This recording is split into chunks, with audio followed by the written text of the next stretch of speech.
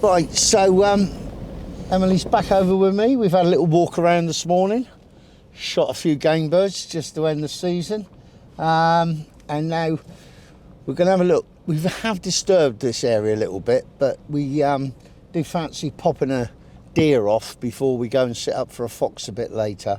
I'm just going to have a little look around. I pretty much know where I want to go. There has been a group of 9 out here, but I'm not going to stalk it until I've had a little cheat in the car first, because like I said, it's really cold, really windy, and unless that's sheltered, I'm not sure whether they'll be out. So it's just a little bit of a patrol first in the vehicle, because I don't want to spend too much time here if there's nothing out, and I'll be able to spot them from a distance from the car, and then if they are out, I'll make a plan going from there.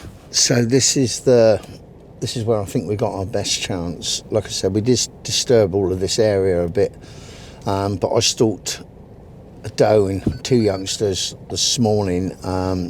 Didn't offer me a shot, so we've come back here again. The wind, like I said, it's got a hell of a wind. It's really cold. So just underneath this hedge up in front, it's a good place when you've got this prevailing wind.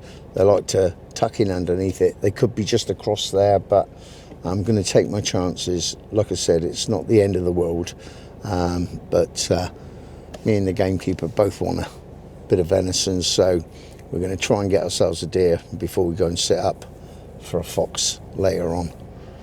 Okay, so we're just going to go a bit more forward, and then we'll get ourselves out and do a bit more. The hares are rutting well as well at the moment, so we're hoping to get some footage of that tonight. I enjoy watching them. Like I said, they broke up. I'm never bored when I'm sat up, but you know, it's obviously much better if you've got some wildlife activity to watch. And when the hares are mating, it's a good bit of fun.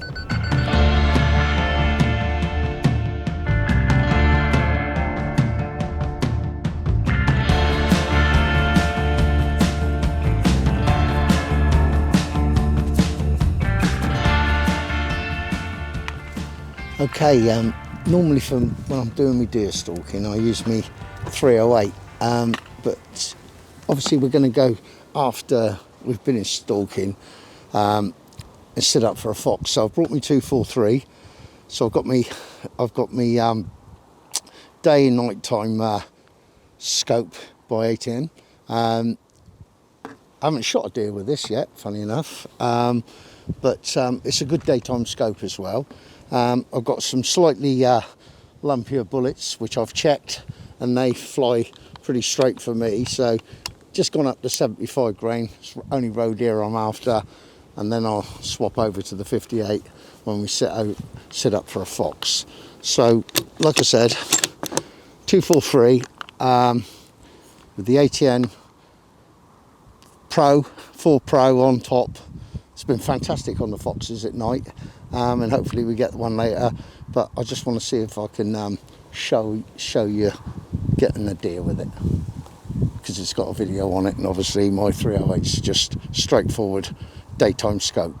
So it's got 10 hours of battery, so we haven't got to worry about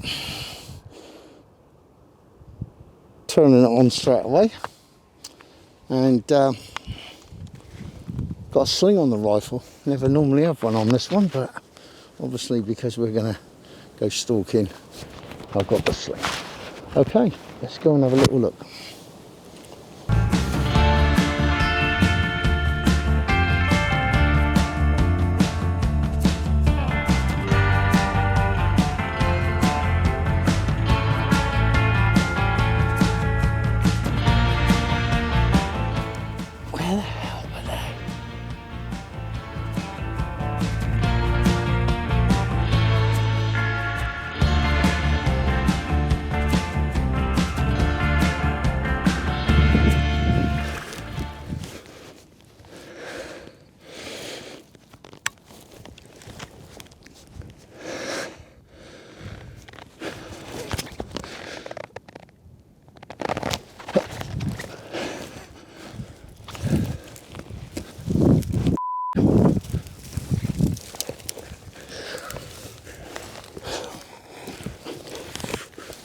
Oh, well, I'm fucked.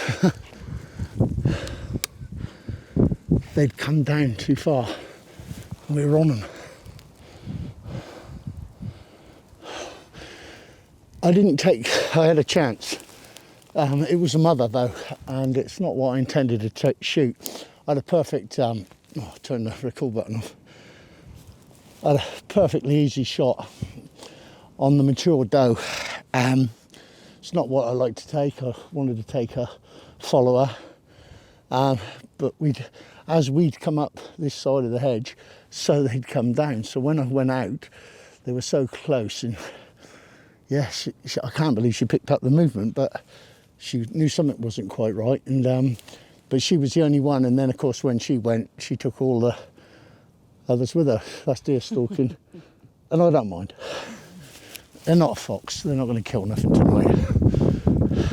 As much as I wanted to get some footage for the channel, I won't go against my principles. I'm not deer management anymore like I used to be, where I'd be under pressure to shoot large amounts of deer.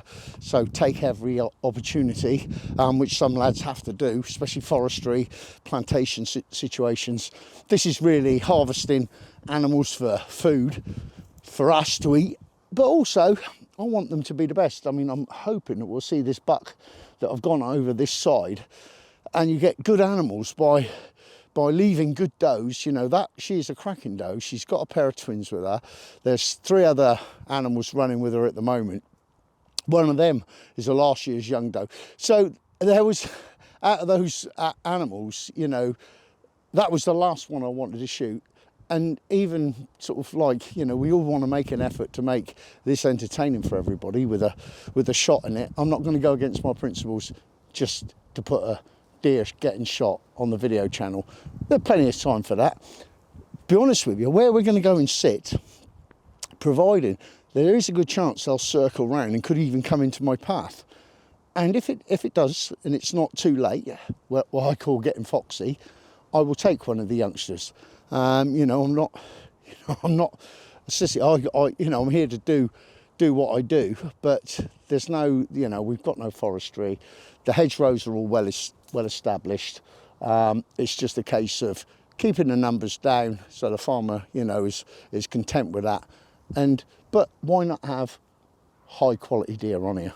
My days of taking foreign guests out and so forth are well in my past. You know, I don't have to do that no more. So nothing gives me the greatest pleasure of looking at a buck that's 6-7 years old that I've watched come up through.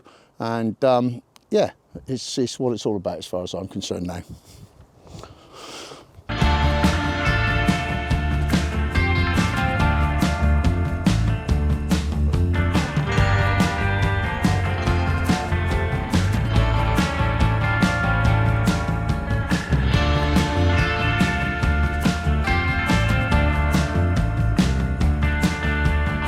Right, I almost don't want to get out, it's so cold.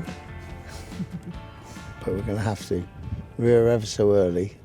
A little plan actually of maybe those deer we moved off. I guess they might come around in a circle, and but I went and shown Emily some other deer, and they've actually just walked by us. So we would have got one, but I'm not really that bothered.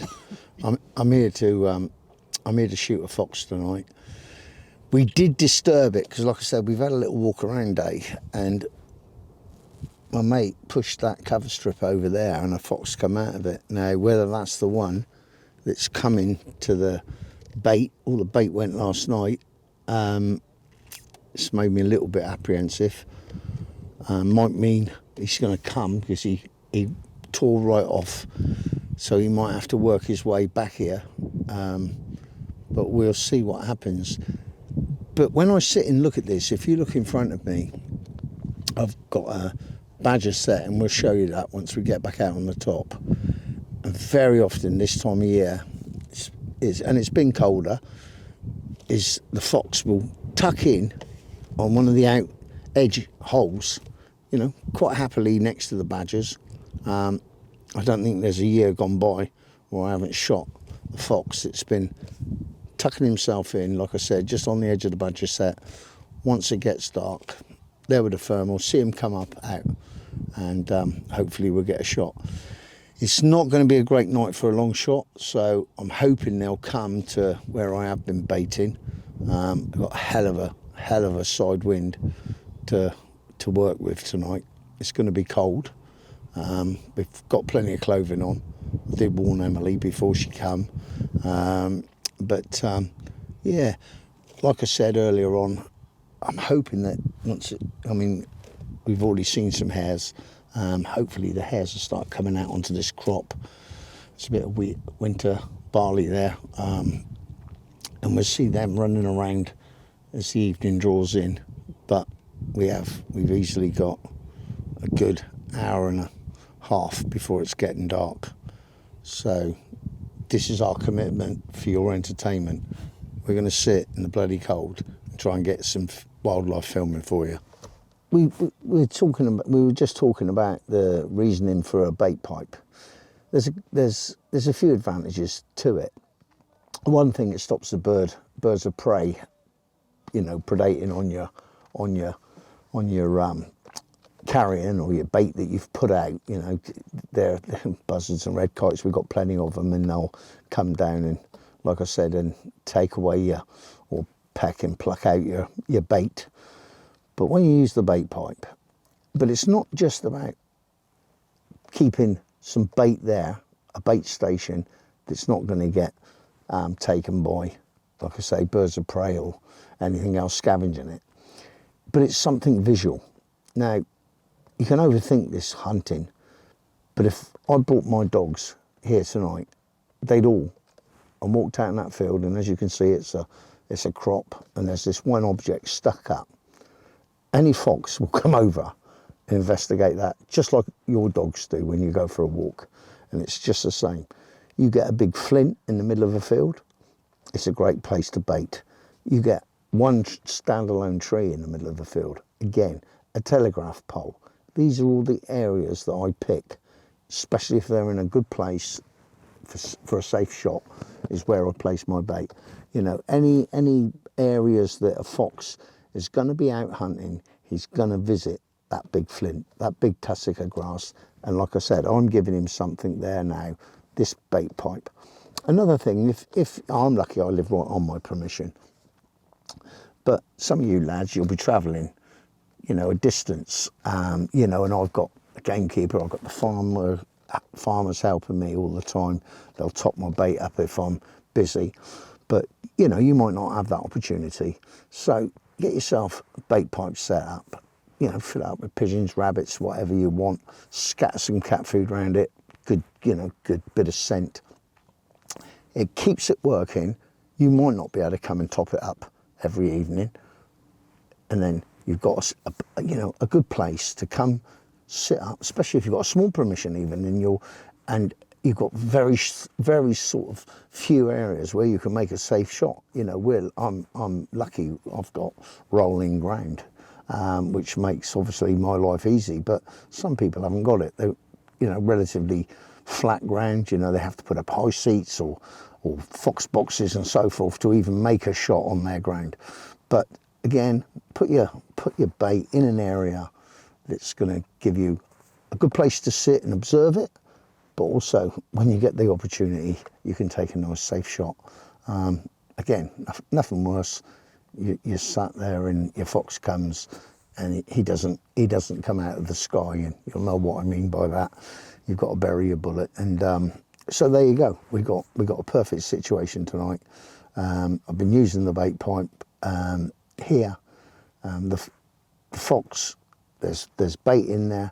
It went last night. So the scent will be there, but it's not just about scent, it's about that visual effect. I mean, even a bloody old bag out in the middle of a field that's got blown out there, a fox will even go and look at that. And so there you go, that's the reasoning behind the bait pipe. Can be quite useful.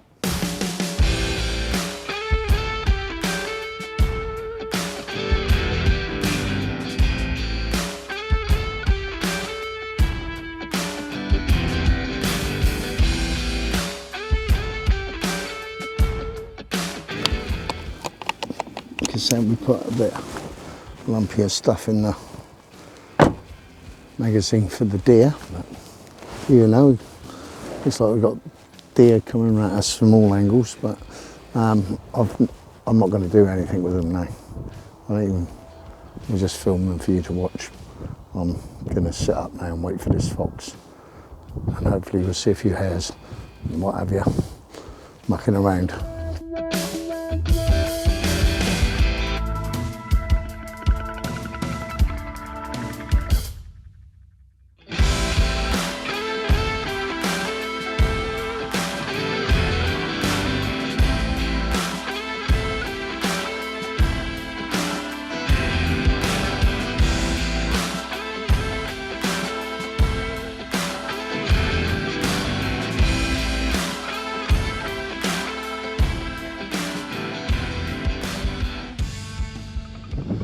Okay, right, we've been here for ages.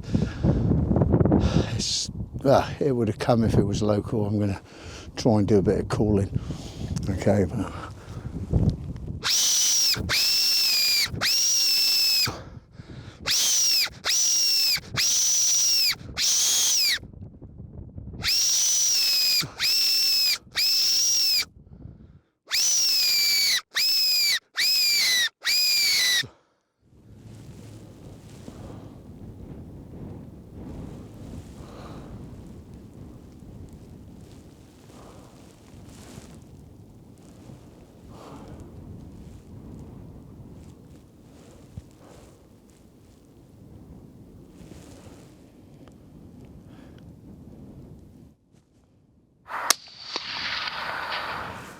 Oh, got it.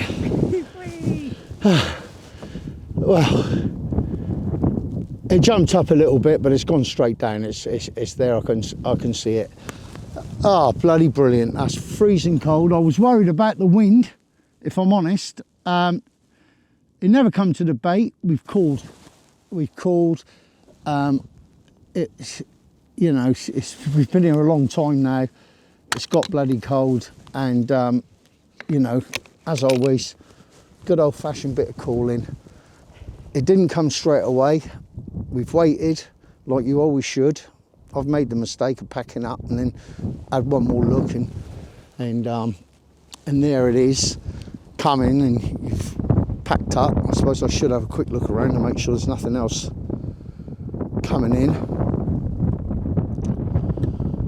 Like I said, he did flick up on the shot, but there he is, he's stone dead. That's a good old range as well, actually, Emily. Especially in this wind, I didn't really want too long a shot. But I'm going to have that all day long. Right, let's go and show you him. Or her. Right, it's a cracker, to be honest with you. Oh! It's been emotional, as Vinnie Jones says. No, that's been cold. I mean, I've spent years doing it, but I've got to hand it to Emily on her enthusiasm of sitting out with old buggers like us, and she enjoys it, which is marvellous. I'm proper pleased to get that. Let's go and get it. That looks like a vixen. Yep. I aim right behind the front shoulder. I reckon that's where we're at. Well, we'll take her up to the car so we can put the lights on it, yeah? And show everybody it. Oh, brilliant. Like I say, she's in good nick. Nice bullet placement. Stone dead. I can't believe it jumped up like it did. Just shows you, I thought it was caught a bit low, but no, it's a good vixen. Look at the teeth on that. Hey, I believe they're doing medals for fox heads now. Yeah, probably not my bag, but if you wanted one mounted, that's a beauty, isn't it? Look at those. She got some crackers, hasn't she? Right, so there you go. We went out earlier on after a deer. We got a little bit of footage with the daytime scope on the 4K Pro. and obviously night vision tonight, supernova IR. I mean, the fox, it's probably only about 130 yards away, but that's still, it was as clear as anything. Yeah, bang on. Thermal spotter, it's a great combination. I brought it in with a call. I like these synthetic ones.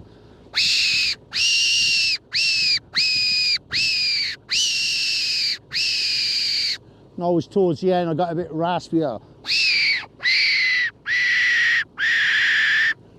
But it didn't come immediately. I reckon from the start to us shooting that fox, probably 15 minutes or more, maybe 20 minutes from us first starting the call to eventually that come running in, so it come from a distance, and it turned what would have been a cold, miserable, bloody night, because we never see as much wildlife as we like. It's like the Serengeti once it got dark, when poor Emily couldn't film. We had, must have been 15 deer go by us, numerous of hares, but we, you know, when it was daylight, nothing showed at all.